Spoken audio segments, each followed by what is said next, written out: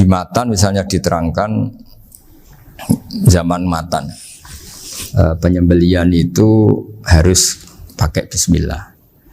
Kalimat harus ini harus dengan arti taruhan sah tidak sah, apa harus sebagai etika, apa harus sebagai supaya kebiasaan baik ini bertahan. Saya ulang lagi ya, misalnya Pak Arifin dawuh teng jenengan cung nak nyembelih pitik kudu maca bismillah. Kalau kamu memotong hewan harus baca bismillah. Kata harus itu apa artinya syarat sah? Sehingga kalau tidak baca tidak sah. Apa keharusan dalam makna etikanya harus baca bismillah. Jadi urusannya hanya apa? Etika atau afdoliyah. Atau kita tidak ingin kultur baca bismillah itu hilang. Sehingga barang tidak wajib pun kita wajibkan supaya kultur baca bismillah itu tidak hilang. Nah Imam Syafi'i itu milih yang tidak wajib. Itu hanya urusan etika. Sehingga zabihatul muslim meskipun enggak baca bismillah baik secara sengaja maupun lupa tetap halal ya, tetap sah, tetap halal. Tapi beberapa ulama mengatakan baca bismillah itu wajib dan menjadi syarat sah. Ya kira-kira karena pamit tadi, yang beri nyawa itu Allah, kok apa yang menghilangkan enggak pamit, sudah menghilangkan nyawanya ayam dimakan lagi. Wah itu selingkuhannya kan pasti marah itu. Selingkuhannya, pacarnya, anaknya, cucunya itu kan marah itu. Tapi kalau pamit yang punya kan dah. Coba kalau ayam cantik yang pas kamu sembelih itu lanangannya kan mangkel itu. Kalau kebetulan sudah tua kan sekarep-karepmu kan gitu. Jadi apa? Itu yang tahu Sarah. Saya ulang lagi yang tahu Sarah karena ini sudah jelimet. Sudah jelimet. Sehingga nggak ada kitab matan yang Indo kecuali disarai. Dulu ada kitab namanya Takrib karangannya Abi Suja. Terus disarai kecil sekali oleh Fathul Qorib. Ya oleh Ibnul Qasim Al-Huzi itu. Terus disarai lagi oleh Bajuri. Jadinya Bajuri itu sudah sarhun ala sarhin warifin, sudah sarhun ala sarhin, bukan sarhun ala matnin tapi sarhun ala sarhin. Nah, kenapa memang kita butuh itu? Saya ulang lagi kita butuh itu. Nah, kenapa butuh? Ya karena mau tidak mau. Saya ulang lagi mau tidak mau. Karena matan itu seperti itu. Misalnya matan cerita. Yang dikatakan menyembelih itu apa? Ya nyembelih itu ya nyembelih. Nyembelih itu memotong hewan. Terus motongnya dari mana? Kalau kamu motong hewan dari mana coba? Dari belakang atau dari depan? Dari mana? Depan misalnya. Pertanyaannya, ketika dari depan itu paling penting terpotong al-hulkum wal mari misalnya. Yang satu majrur to'am, yang satu majrur ruh ya gitu, majrur nafas. Tapi andekan dari belakang gimana? Tapi tetap terpotong. Mulai ribet kan? Kalau kubu sebelah kan enak, pokoknya nggak sunah rasul seperti itu, nggak mau debat. Tapi kita tidak cara berpikir tidak gitu. Ini kan status hukumnya halal apa haram ketika ada orang motong hewan dari belakang. Nah, terus kita berdebat kan, mesti berdebat itu mau dibilang haram, nyatanya memenuhi syarat apa tadi pemotongan. Nah, hukumnya kena, amarinya kena. Mau dibilang halal, jangan-jangan pitiknya sudah pingsan, sudah mati karena dogrok-ogrok dari belakang. Nah, itu terus ulama debat. Nah, kan mungkin juga. Ya kan, pitiknya sudah setengah kena corona, pingsan terus. Ya kan, sudah pingsan terus digorok. Nah, seperti ini mau tidak mau kita harus detail. Detail artinya yang dikatakan menyembelih itu apa? Ya nanti tak bacakan tapi di Bajuriya sekaligus ijazah untuk jenengan semua. Saya tadi alhamdulillah ketemu Pak Arifin lama, ngendikan panjang lebar tentang pentingnya ilmu. Yang dikatakan nyembelih adalah mematikan hewan yang hidup dengan kaifiyah syariah. Saya ulang lagi ya, mematikan hewan yang hidup dengan kaifiyah syariah. Nah kalimat hidup ini mulai masalah. Hidup yang apa? Misalnya ada hewan, saya sering kalau ngaji cerita, ada ayam jago ketandang mobil, ketabrak mobil, kejet-kejet. Enggak kamu sembelih pun 1 menit lagi pasti meninggal. Ini kan hanya koordinasi prosedur saja. Karena prosedur ayam mati harus kejet-kejet, enggak boleh enggak langsung peletes mati, enggak boleh. Nah pertanyaannya ketika kejet-kejet ini kamu sembelih, itu halal apa enggak? Wong andekan enggak disembelih juga sudah mati. Artinya enggak penyembelihan ini kan tidak memberi kontribusi pematian, tapi enggak ngefek. Ya. Makanya terus ada perdebatan. Ada hayatun mustaqirrah, ada hayatun ittiroriyah, ada harokatu masbuh. Itu kalau nggak sarah tidak bisa. Lalu pertanyaan nakalnya begini.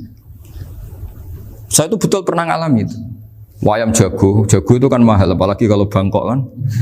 Saya pas jalan-jalan sama anak saya, sama jalan-jalan mau ke pasar itu di pertolongan tuar mak. Kusik halal tuh orang, kadang tanya orang awam, halal kata saya. Gitu. Padahal dia kan tidak disembelih ya pasti mati. Suatu saat ada yang mengkonfirmasi lagi. Saya bilang kalau kiai ya tidak pantas makan ayam gitu, tapi kalau kamu tidak kiai ya pantas saja. Daripada rata halal lo geremeng eman kan ribet. Nah sebetulnya itu dalam mazhab Syafi'i itu tidak halal karena dia sudah tidak punya hayatun mustaqirrah. Karena tadi setengah menit lagi atau 1 menit lagi pasti mati. Kan dia belum mati karena koordinasi Israel saja tetap yang nyambil itu. Tetap kan nggak segampang itu kan, tetap prosedur apa? Jalankan SOP. SOP-nya harus ada. Nggak boleh mati selonang-selonang itu, nggak boleh. Tetap ada SOP kata Warifun ada SOP. Dia kalau sama saya bisa guyon kalau.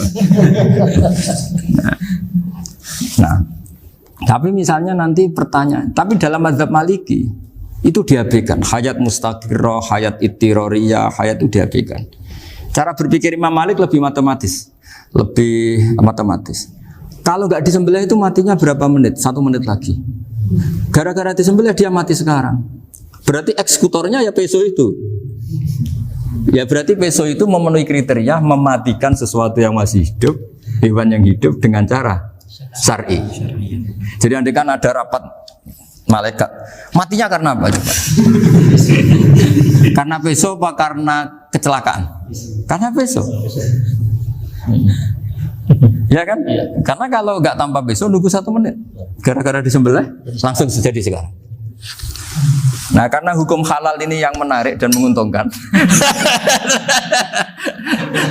Di bab ini orang jadi Malikiyah semua. Mana maksudnya ya? Jadi kita ini sebetulnya Syafi'i pecundang gitu. Syafi'i partai politik. Jadi kalau sedang tidak menguntungkan ya kata siapa kita Syafi'i banget? Tidak juga itu. Ya, jadi karena tadi ya kalau pada level pada level perdebatan ulama itu ada tadi ya, ada seperti itu, ada hayatun mustaqirrah, ada hayatun ittiroriyah, ada harokatul masbuh.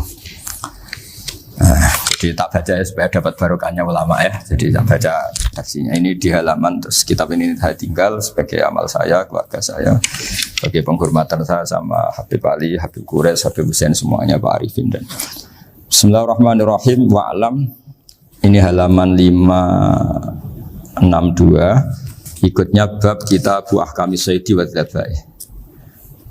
Ya, jadi nanti yang mungkin kalau beda halaman cari di babnya kalau beda halaman cari di babnya. Karena kadang beda halaman Arifin. Kalau cetak sekarang enggak. Beda. Iya, kadang beda juz pun. Kayak Ikhya sekarang tuh sampai 6 juz. Zaman kita ngaji kan 4 ya. Sekarang ada yang 6, ada yang ribet cetakan sekarang ya. Di atas ada 10. Satu Ikhya itu. Hurufnya dibesarin. Ikhya biar. Iya, ada yang sama. Karena ngerti zaman akhir paling sudah agak buta huruf. Saya tuh dulu punya guru terakhum sudah sepuh. Itu baca gini nggak bisa, Pak. Jadi kalau di kelas harus dituliskan pakai spidol. Mulang Minhajul Abidin. Sudah sepuh sekali. Kalau ngajar itu nggak bisa jalan, udah pakai becak. Itu yang nulis agak kurang ajar. Nulis CDE binti pebar. Jadi kadang itu itu. Beliau masih semangat, tulisannya habis. Lo kok sentek jeng. Terus ya wes. Jadi nulisnya di HVS baru dulu. Ya cepat selesai. Iya. Nah kalau beliau pakai kitab sudah nggak berso itu. Anak-anak wah nulis sidik benang ber. Ribet. Saya ulang lagi ya. Jadi yang mau saya baca tadi itu logika fikih ya. Fikih itu berpikir ya. Di mana-mana namanya menyembelih itu dari hidup dimatikan dengan kaifiyah syariah. Kaifiyah syariah ini tidak boleh kamu nyontohkan harus disembelih, keliru juga. Karena untuk hewan yang berat atau hewan liar cukup dipanah asal ma'an harad dama yang bisa ngalirkan apa? Darah. Jadi makanya saya umumkan bikaifiyatin syariah Pak Arifin kan tidak harus motong kan bentuknya. Kalau hewan liar kan atau sapi kurban liar kan, sapi kurban ucul liar kan boleh dipanah, boleh macam-macam. Nah kalau tembak bisa diperdebatkan karena ada unsur api Pak Arifin. Jadi bisa debat. Meskipun ada yang bilang boleh tapi bisa debat lagi kan? Karena ada unsur apa? Api Pak Arifin. Iya. Tapi ini saya cerita umumnya bikaifiyatin syariah. Nah karena kalimat hewan hidup, ada kalimat hidup. Hidup yang apa kan pertanyaannya? Hidup yang sudah kejet-kejet, misalnya sudah koma, udah kena corona, disentak istrinya itu. Apalagi ayamnya menyaksikan pasangannya diselingkuhi, wah itu udah stroke itu dia. Itu. Nah itu makanya kalau orang suka macam-macam itu kayak ayam makanya itu. Saya baca ya. Bismillahirrahmanirrahim. Wa'lam annahu yujadu fi ibaratihim hayatun mustaqirrah, hayatun mustamirrah, harakatu mazbuh. Wa yuqalu aisyu mazbuhin.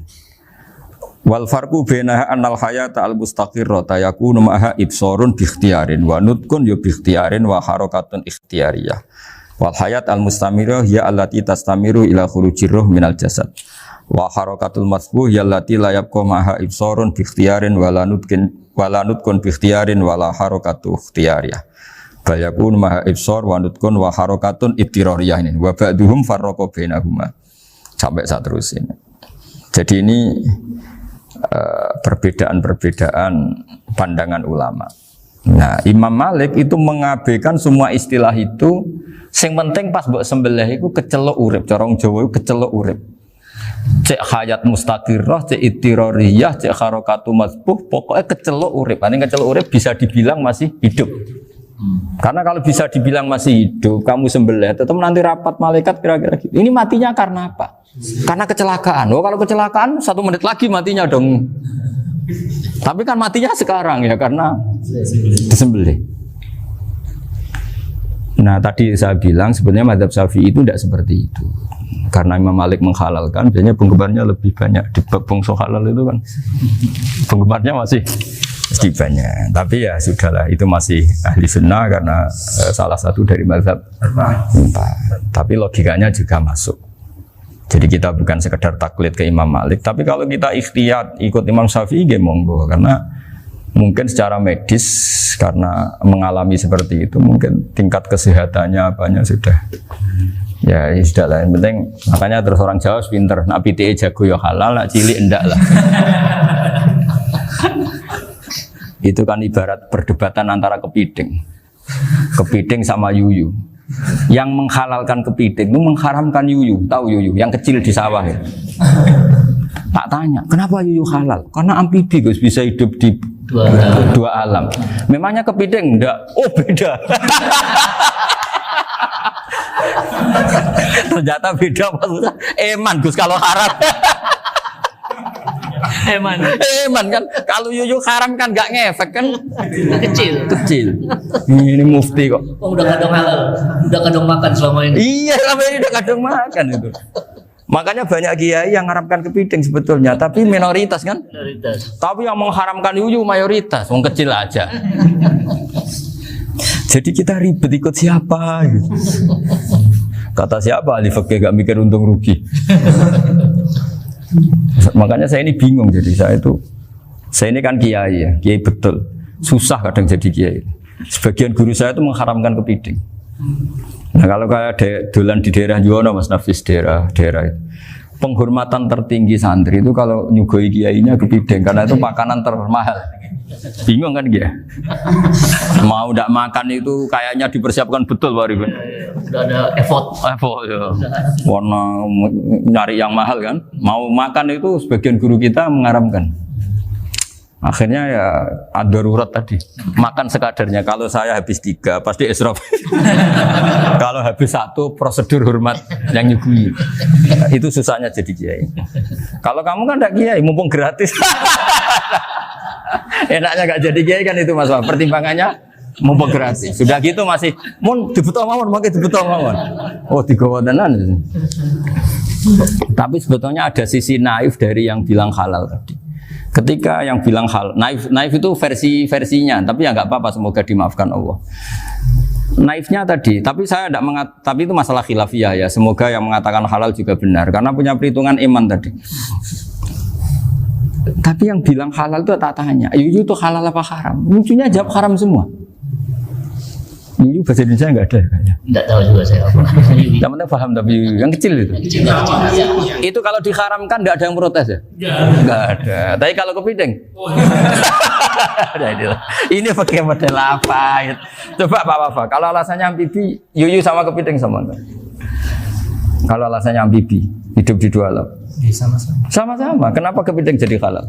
Besar, lebih bernilai. Ini juga mufti model baru. Mungkin muftinya menghalalkan itu. Iya makanya itu. Kan jadi kayak tadi ayam jago tadi orangnya tak tanya akhirnya. Andekan yang kecelakaan itu ayam kecil. Kamu tanya saya enggak? Ya enggak, aku langsung tak buang. Kan langsung dibuang. Berhubung ayam besar. Eman kan. Tapi nurani aja sebetulnya protes. Nyembelih wis klekek-klekek terus. Kadang kan wis apa kejet-kejet itu sudah tunggu SOP dari Pak. Ya tapi apapun itu ini ilmu harus didengar ya supaya sampean tahu ya, ada hayat mustaqirroh, ada hayat mustamirroh, ada hayat ibtiroriyah, paling enggak kita ngerti lah. Karena nanti di bab B, ya nyun sewu di bab apa? B. Itu ya nanti enggak sahnya karena apa? Tidak mutamawal. Misalnya saya punya utang sama Pak Arifin ayam jago. Tak bayar dengan jago yang mengalami kehidupan sudah seperti itu kan tidak sah. Meskipun itu hidup tapi sudah tidak hayat yang mustamirroh, tidak normal. Jadi ilmu itu apapun tidak cocok kita karena beda mazhab misalnya, tetap sebagai apa? Ilmu. Jadi jangan pernah anti ilmu meskipun kita tidak cocok. Dulu saya itu heran sama Abu Hanifah karena membolehkan merujuk wakaf. Wakaf itu kan nggak boleh ditarik kembali dalam mazhab Syafi'i dan hampir semua ulama bilang gitu. Tapi kalau kata Abu Hanifah, jika nazir yang nerima itu tidak sesuai rencana kita, keinginan kita itu boleh narik kembali. Fa innal waqfa atiyatun makhdoh, kata beliau, wakaf itu ya pemberian normal saja. Suatu saat ada peristiwa gini Pak Arifin ya, ada orang kaya raya mewakafkan tanah itu senilai kalau nggak salah itu 60 miliar. Singkat cerita beliau bermain apa gitu, bisnis apa itu bangkrut. Kemudian itu belum disertifikatkan wakaf. Kemudian nggak ada yang disawang Coro Jowo, nggak ada yang dilihat, terus mau dibeli sama nyuwun sewu sampai yang mau beli yang mampu itu non muslim. Singkat cerita ada orang kaya muslim yang mau beli itu tapi ada problem karena itu wakaf. Tapi kalau nggak dibeli itu malah dibeli non muslim. Tanya saya, akhirnya saya jawab nggak apa-apa dibeli saja. Ikuti mazhab Abu Hanifah. Karena kalau mazhab Syafi'i itu nggak sah semua pembeliannya. Tapi apa artinya mazhab kalau kita berpikir nggak sah tapi yang jual melakukan? Nah itu yang nggak dipikirkan oleh orang-orang fikih yang di Menara Gading. Apa gunanya kita bilang nggak sah, tapi yang punya tanah tadi tetap menjual karena tidak mengindahkan hukum itu. Mau apa? Makanya saya bilang bagi tentang Gus itu nggak ada kaulnya dalam mazhab Syafi'i. Saya bilang kamu mengharamkan itu tidak ada gunanya karena itu tetap dilakukan. Jadi kita pertimbangannya ndak itu, daripada dikuasai situ mendingan kita. Betul.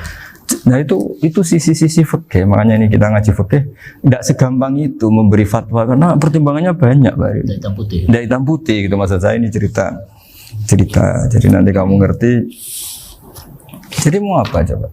Itu kan ibarat gini. Hukumnya kita ngajar perempuan itu masalah sebetulnya secara karena itu ajnabiyah. Tapi fikih mentoleransi li ajli ta'lim karena untuk belajar enggak apa-apa. Kalau sudah jadi fakta itu ribet. Dia maunya belajar sama kamu dan sekali kamu tidak mau belajar ke yang lain yang potensi menyesatkan. Jadi fikihnya bukan masalah nazar lagi, sudah penyelamatan. Ribet kan kalau sudah begitu. Saya punya kenangan yang menurut saya itu harus jadi trauma. Siapapun harus jadi trauma. Ini cerita sedikit. Ini masih ngaji fikih pertimbangan. Ada orang itu sangat khusyuk Pak. Sangat khusyuknya di rumahnya Pak Wafa itu nggak ada TV, nggak ada motor, nggak ada apa saja. Ketika anaknya berkembang agak dewasa, itu pertama naik motor, itu ya utang jasa sama kawan-kawannya. Pertama dia ngelihat nikmati TV ya dari kawan-kawannya. Corong Jowo mbek tanggane lah. Padahal orang tuanya ini protektif justru karena banyak tanggane sing ndak pati Islami lah. Ya mereka orang Islam tapi ya enggak sholat, enggak apa. Singkat cerita orang tuanya ini datang ke rumah sana nangis. Nangis Gus, sekarang saya ikrar bahwa mazhab abah jenengan Kiai Nur Salim, bapak saya itu mazhab jenengan itu lebih hebat timbang mazhab kula. Nangis dia. Dulu saya itu agak menyalahkan Kiai Nur Salim jenengan karena longgar di rumah ada TV, ada motor. Terus dia cerita. Nah karena anaknya ini pertama bisa naik motor, untuk anak ABG ini kan jasa yang luar biasa. Karena dia butuh sekali bisa naik motor, dipinjemin. Akhirnya walhasil anaknya ini yang saya merantau ke Jakarta kemana, akhirnya lam yusolli wa lam yasum. Padahal anaknya ya kiai kampung. Terus tak ceritain. Akhirnya dia tanya, kenapa sih Gus jenengan sama abah kok longgar gitu sama anak? Terus tak ceritain gini Pak Arifin. Menurut ilmu al-insan abdul ihsan, manusia itu budaknya kebaikan. Karena utang jasanya sama anak ini, ya dia akan ingat anak ini. Sementara kenangannya mbek jenengan mbok amui. Tidak boleh. Dia baru ngakui ya Gus saya itu nyun sewu hanya khusyuk tapi kurang ilmu. Tadi dia hanya berdasar khusyuk. Bocah kok main delok TV kan pikirannya hanya gitu. Ini cerita ilmu, saya bukan menjustifikasi mana pun, ini kan cerita ilmu Pak Arifin ya. Jadi semuanya itu ada hitung-hitungannya. Coba kalau kita terlalu stakung be anak pertama naik motor jasanya orang nggak sholat ya, pertama roh TV jasanya orang nggak sholat. Coba terikatnya anak ini sama kita apa sama orang itu? Sama orang itu. Bayangkan kalau umur ABG, kalau umur sak pari pun Pak Wafa ini nafsu astagfirullah kan. Gue job tua nome ya orang. Gaya tok, bareng tua udah khusus gue gaya tok. Aslinya namanya bodoh. Ya saya sama semua. Cuma saya kan lebih jujur dari biasa. Jadi orang tuh harus ngitung gitu. Itu kenapa Mbah Mun tuh kayak alim alama. Setahu saya dalamnya ada TV, putra-putra ini lihat TV. Meskipun kita tidak mungkiri negatifnya TV, kita nggak mungkiri Pak Arifin ya. Tapi tadi ketika anak-anak ABG itu pertama lihat TV jasanya tonggoni. Kalau kebetulan tanggane wong soleh nggak masalah ya. Kalau enggak, itu nangis ke rumah saya itu. Ya nyesel dia.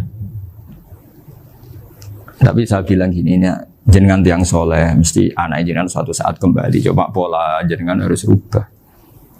Ini hebatnya Nabi. Ketika Sayyidah Aisyah masih kecil, minta diperlihatkan Li'bul Habasyah. Itu diturutin kan masyhur itu. Kayak apa Nabi? Karena kalau nggak diturutin, pasti Sayyidah Aisyah akan ngidolakan mainan yang lain yang di luaran sana malah. Itu karena Nabi punya kearifan tadi. Jadi ini kan ilmu, lagi-lagi ilmu. Jadi yang semua itu harus dibaca dengan ilmu. Makanya kata Nabi, ad-dunya mal'unatun mal'unun fiha illa dzikrawah wa ma'alahu aw aliman aw muta'alliman. Karena dunia ini hanya bisa dibaca dengan ilmu. Yang diridai Allah maksudnya hanya bisa. Saya itu banyak kenal menteri, kenal pejabat. Tapi saya tidak pernah melihat itu sebagai pejabat. Melihatnya itu orang yang ingin belajar agama. Karena sekali salah melihat, yang hidup itu tamaknya Pak Arifin. Yang hidup kan tamaknya. Saya kenal orang kaya kok melihat kayanya, yang hidup itu tamaknya. Ingin dapat ini, dapat. Tapi kalau melihat itu sebagai hamba Allah yang ingin belajar, insya Allah kita selamat dari tamak. Meskipun kita ya manusia tidak sempurna. Setidaknya ketika dia lomo atau tidak lomo, nyalami template apa tidak ngefek. Karena kita melihat ini mau belajar. Tapi kalau kamu didorong tamak, katanya orang kaya ternyata nggak tahu haknya kiai, ribet kan? Ribet. Ya kalau kamu punya santri cantik ya lihat itu sebagai santri kamu. Jangan melihat ini mau nggak sama saya, kalau enggak ya wah ya ribet kalau gitu. Ini anak-anak muda harus dilatih ikhlas, baru bahaya ini santri-santri sampean kalau nggak dilatih ikhlas ini bahaya. Karena ini belum punya penggemar pejabat, paling ya anak-anak yang ya tadi ABG. Jadi lah Sarah kembali lagi Sarah itu membicarakan itu detail. Jadi ya makanya kenapa orang mati yang lahir langsung meninggal itu nggak wajib disolati. Alasannya fikih ya lucu. Karena dikatakan sholat mayit, di mana-mana mayit itu sabakohu hayatun. Di mana-mana namanya mati itu terdahului oleh hidup. Nah ini nggak pernah hidup langsung mati. Jadi fikih itu kadang lucu. Ya gitu aja alasannya. Kamu nyolati apa? Mayit. Kenapa kok mayit? Jadi mayit itu namanya mayit Orang mati. Orang mati artinya pernah Hidup. hidup. Lah itu sarah. Jadi ketika matan hanya cerita wasiktu alladzi lam yastahila, enggak pernah nangis, gawe lam yusalla alaih. Sarah bilang mergo ora tahu urip. Kalau enggak pernah hidup berarti enggak bisa dikatakan mati. Kayak sampean miskin itu kan enggak bisa dikatakan bangkrut. Ya ya miskin aja gitu loh. Kan gitu ya. Karena nggak pernah kaya. Enggak udah kaya. Kayak Mas Nafis nggak bisa dikatakan, oh itu Qurannya lupa gimana? Nggak pernah hafal kalau. Jadi yang dikatakan lupa itu pernah hafal. Nggak lupa nggak apa, Gus Qurannya lupa, gaya nggak pernah hafal kok bilang apa? Lupa gitu. Nggak boleh Pak Wafa bilang saya ini bangkrut apa? Nggak pernah kaya kok bangkrut. Jadi semua itu ada aturannya itu. Nah itu sarah, lagi-lagi sarah. Jadi kita kan banyak yang syarhun ala syarhin. Jadi kayak kitab takrib itu disarai Fathul Qorib. Jadi Fathul Qorib itu sudah sarah. Disarai lagi Bajuri. Nah, itu termasuk cerita itu ya. Cerita-cerita. Bismillahirrahmanirrahim. Ya, wa yakunu qad dzukira daf'atan wahidatan la fi daf'ataini. Islam tujad al hayat al mustaqira inda daf'atis saniyah. Amma idza wujidat al hayat al mustaqira daf'as saniyah fayakhilu al masbuhu aidan. Fasartu wujudul hayat al mustaqira fi ibtida'il wati akhir marrah. Wa makharu dzalika inda tulil fasli wa illa fala rafa'a sikina wa ada fawran aw alqaha liqaniya kalatan wa akhadha ghairuha fawran aw saqatat minhu wa akhadha ghairu halan aw qallaba wa qata'a biyama bagi hal al masbuh. Jadi ini masalah sarah. Sarah itu sudah detail. Misalnya gini, kamu motong ayam. Motong ayam harus sekaligus shred jadi. Jangan sampai nyuwun sewu 2 kali. Jangan-jangan misalnya gini, ayam tak potong pas ke kiri separuh. Ya, ke kiri separuh apa hulkumnya. Pak Arifin datang, Assalamualaikum Gus Pak, waalaikumsalam, terus santai jagungan dulu. Jagungan sampai besoknya itu enggak meneruskan. Bareng-bareng balik salam, ingat lagi loh ayam saya ini. Ketika saya meneruskan ini, potensi ayam ini sudah mati atau sudah hidup yang ini masih mazhab Syafi'i loh ya. Atau sudah hidup yang sudah tidak normal. Artinya apa? Penyembelian kedua yang mengeksekusi tadi sebenarnya mengeksekusi barang mati. Yang penyembelian pertama tidak bisa dikatakan penyembelian karena tidak sampai mati. Penyembelian kedua berstatus setengah mati. Nah, kalau seperti itu maka haram. Nah, kecuali itu dilakukan secara fauron. Fauron dicontohkan nyembelih ternyata pesunya kedul terus ngambil yang lain, tapi fauron langsung atau terjatuh ngambil langsung. Ya, itu boleh karena ditoleransi. Tapi kalau kalam ajnabi kata tadi omongan Pak Arifin. Seperti Pak Arifin sih, alhamdulillah sih. Jaminan mau rawuh. Cari ayamnya asem mana? Ini harus sebar. Ini orang ngawur betul. Jadi, lah itu sarah. Bicara sampai detail itu sarah. Jadi ada sekian kemungkinan. Jadi ya, jadi termasuk yang diandaikan apa? Nah, hayat mustaqirah itu batasnya yakunu maha ibsorun bi ikhtiarin wa nutqun bi ikhtiarin wa harakatun ikhtiyariyah. Hayat mustaqirah itu kalau dia betok-betok itu ya karena karepnya. Maksudnya gini, gamane cara roh pitik wedok engkek ya cek karepe dhewe.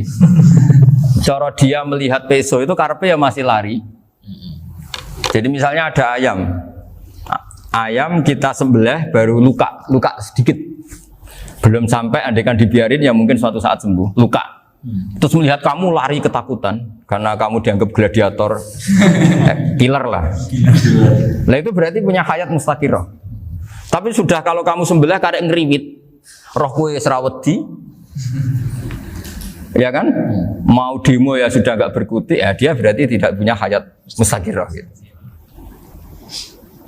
Ya batasannya itu Joro. Nah. Dalam mazhab Syafi'i, syarat sahnya penyembelihan harus hewan itu punya hayat mustaqirah. Nah ini sarah ya, jadi sarah itu lebih jelimet. Nah makanya kenapa tidak boleh nyembelih pakai yang tumpul Mas Nafis? Takutnya ayamnya itu ngalami dohtoh kok ditekek. Misalnya sama nyembelih pakai peso tumpul, ini kini ketekek, takut. Kan dia misalnya ayamnya jantungan, roh peso wis setruk kan, udah gitu ketekek. Nah itu mati dulu pasti itu. Siksa. Jadi pas diongok-ongok ini sudah mati. Jadi nanti kalau di akhirat, sebetulnya saya sudah mati loh, ngawur. Wah, apalagi nganggo keris naga sasra. Wah, itu sudah gereng sakti kan diginikin tok sudah mati kan? Makanya bahaya nyembelih pakai keris-keris sakti karena sebelum terpotong sudah mati saking saktinya apa? Keris itu misalnya gitu. Baru nempel. Makanya nanti suatu saat ada pertanyaan ini, boleh enggak nyembelih ayam orang yang rainya itu sangat? Wah, itu haram. Kena. Oh, itu mesti mati dulu. Kumisen tatonan apa? Ya bojo. Iya kayak algojo. Ayamnya jenis apa? Stroke ya? Jenis penakut. Pas mau disembelih, tidak mati. Jadi hati-hati ya nyembelih ayam. Jadi kalau orang kampung Pak Arifin ya, orang kampung mudin kampung. Mungkin kalau orang kota sudah nyuwun sewu nggak peduli. Kalau orang kampung itu apa itu Pak Arifin? Kalau nyembelih jago itu sampai apa itu? Ilatnya dikeluarin dong. Oh iya. Apa ya? Iya karena takutnya katanya beberapa yang kaget itu kelek apa? Ketelan. Iya ketelan ya. Ya itu ya ada kearifan gitu tapi ya terlalu ya menyiksa ayam. Tapi memang potensi katanya Pak Arifin. Katanya yang ahli-ahli itu ya. Jadi kalau dia jago ya mau disembelih, saking takutnya itu. Kalau orang Jawa kalau takut kan yang ngelek itu ya. Orang Jawa loh ya. Itu kalau orang takut kan kadang apa kayak. Nah ayam itu nak ketakut. Kadang ininya terus apa? Lidahnya masuk. Akhirnya pas disembelih ini nggak kena. Nah makanya terus banyak mudin yang punya ikhtiar tadi. Pernah lihat Pak yang ayam jago itu? Ilatnya dikeluarin. Ya itu ya tidak wajib cuma tidak bisa kita salahkan. Tapi kata penyembelih yang ini tak tanya eksekutor yang lain, pokoknya rodok dipenek Gus. Iku seraiso. Saya belum pernah nyembelih ayam karena ini kan selain nggak profesi saya juga nggak mentolonan saya. Tapi ini beberapa kefiah yang penting kita tahu ilmunya. Yang paling pokok itu qatul khulqum wal mari. Ya kira-kira dalan sing dienggo nafas sama dienggo makanan tadi. Ya tapi itu tadi caranya semua itu harus mengalami atau masih punya hayatun mustaqirah. Nah, takutnya dalam konteks nyembelih yang apa tadi? Saya bilang separuh tadi. Itu jamnya normal enggak itu sudah jam 11 ini? 10. Oh, jam mati almarhum itu. Itu enggak halal disembelih itu sudah maitah ya. 13, 10, 14 kan. Iya. Ya makanya saya bingung ya jam. Ya jadi itu Pak Wafa ya pentingnya sarah itu seperti itu. Matan itu kan asal nyembelih saja. Tapi di sarah diterangkan jangan hanya nyembelih, yang disembelih harus ada hayatun mustaqirah karena dikatakan penyembelihan adalah menghilangkan nyawa dengan cara yang syar'i. Kalau nyawanya saja sudah hilang bukan nyembelih gitu. Nah, potensi itu ada ketika jago kamu sembelih pakai yang tumpul. Ini ada dokhtoh. Loh hewan itu juga kayak manusia loh karena punya hati. Ketika takut bisa saja mati. Nah, takutnya ulama kan ini ngalami dokhtoh. Kayak orang ditekek kan mati kan. Ditekek kaget. Contoh gampang gini. Orang ditekek perempuan kemungkinan mati itu kecil. Karena murni hanya ngalami pernafasan. Tapi nak ditekek wong gagah tatonan kan terus dua reaksi tubuh. Takut sama nggak bisa bernafas. Itu kan lebih cepat apa? Mati. Kira-kira kan gitu. Lah ini sudah takut dongok-dongok itu kan nyiksa. Saya sering ketemu orang yang ahli nyari ular, nyari apa. Itu ya gitu. Filosofinya sama seperti orang perang. Harus bikin takut. Iku kewan Gus nak disuwentak, iku telelekan jare telelekan iku. Apa Pak Anda bicara bahasa Batawi ini? Orang kaget terus terpaku itu.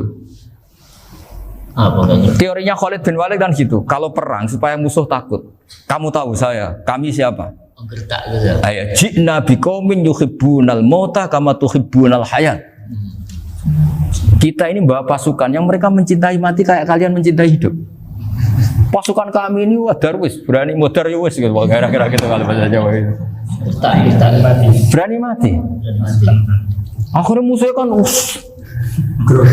nah, di antara syaratnya perang kan gitu harus bikin musuh itu takut, gemeter. Nah telelekan itu gampang gitu. Telelekan itu pokoknya tadi loh Arifin kepaku tadi. Nah agak berkutik. Paham ya? Nah jangan-jangan ayam yang kita sembelih mau wis wedi diongo-ongo mati duluan gitu. Nah makanya terus kata musannaf kalau bisa itu wa yakunu madzukira bidafatin wahidah. Kalau itu usahakan sekali jadi. Tapi itu bukan berarti syarat sahnya harus sekali jadi. Kira-kira karena tadi gak kebayang kan kalau baru separuh tak Assalamualaikum Gus Pak, waalaikumsalam Pak Arifin, sebudi kabarnya. Baru itu terus ingat diteruskan lagi. Kemungkinan ini sudah mati apa?